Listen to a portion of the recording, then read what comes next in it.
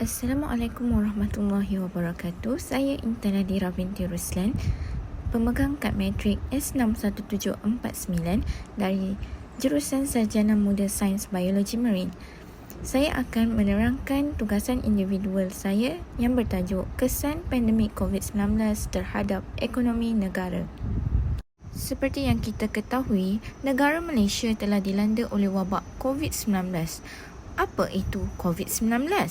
COVID-19 ialah wabak penyakit yang menyebabkan pelbagai penyakit dari selem-sema hingga ke penyakit yang lebih teruk seperti MERS-CoV dan SARS-CoV.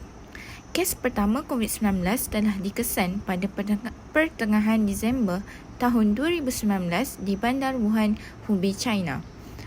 World Health Organization (WHO) telah mengisytiharkan wabak COVID-19 ini sebagai pandemik pada 11 Mac 2020.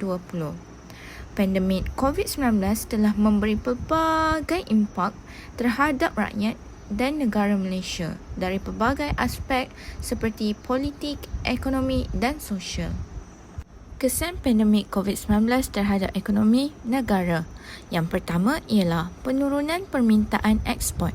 Sektor perkilangan Malaysia mendapat tamparan yang hebat kesan daripada pandemik COVID-19 ini.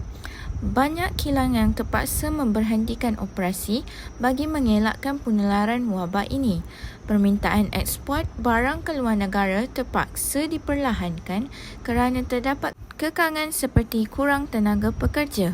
Selain itu, apabila berlakunya pandemik COVID-19, bahan utama untuk melakukan sesuatu produk menjadi terhad. Kesan pandemik COVID-19 yang kedua ialah penurunan permintaan domestik. Perbelanjaan pelancongan domestik seperti cenderamata dan kraftangan mengalami kerugian.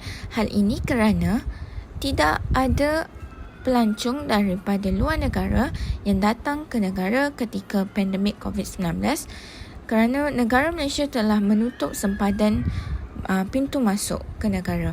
Selain itu, perbelanjaan ketika tempoh PKP terarah kepada keperluan asas. Jadi rakyat lebih memilih untuk membeli barangan-barangan yang penting. Kesan yang ketiga ialah peningkatan kadar pengangguran. Seperti yang sedia maklum, Malaysia telah menjalankan Perintah Kawalan Pergerakan PKP semasa pandemik COVID-19 melanda negara. Hal ini telah menyebabkan pelbagai sektor pekerjaan terjejas. Terdapat individu yang diberhentikan kerja. Kesannya, kadar pengangguran semakin meningkat dan telah menyebabkan golongan ini kehilangan punca pendapatan. Kesan yang keempat ialah kejatuhan sektor pelancongan negara. Sektor pelancongan merupakan sumber ekonomi utama negara. Ianya mendatangkan keuntungan yang besar kepada negara.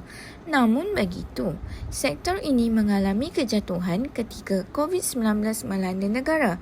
Hal ini kerana wabak COVID-19 merupakan penyakit berjangkit dan ianya telah menyebabkan pelancong dari luar negara tidak dapat memasuki negara.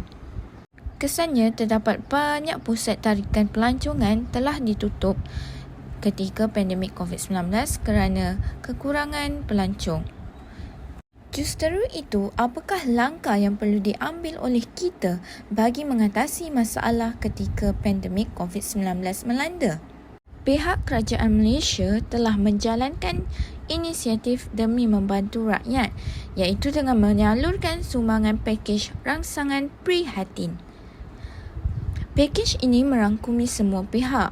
Kerajaan berharap dengan adanya bantuan seperti ini dapat meringankan beban serta menjamin kelangsungan hidup rakyat.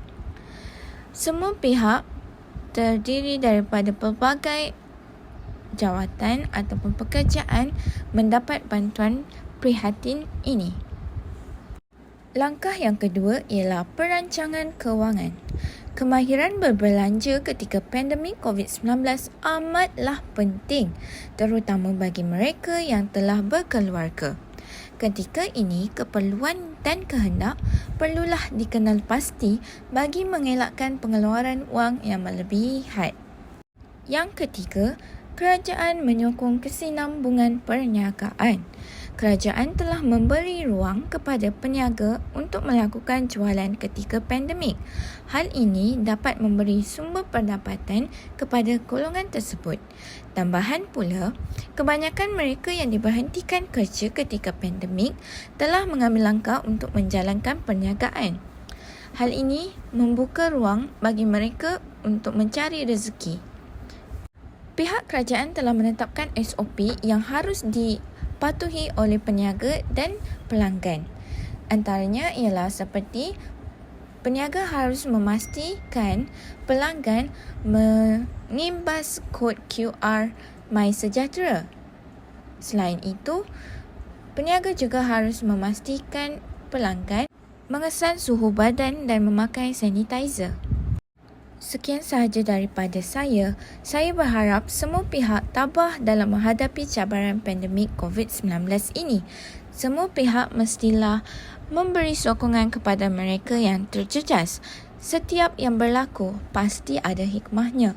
Justru itu, marilah kita sama-sama sebagai rakyat Malaysia menjalankan tugas masing-masing dalam mendepani wabak COVID-19 ini secara bersama-sama.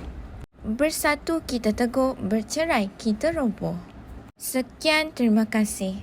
I'm so in love with you, and I hope you know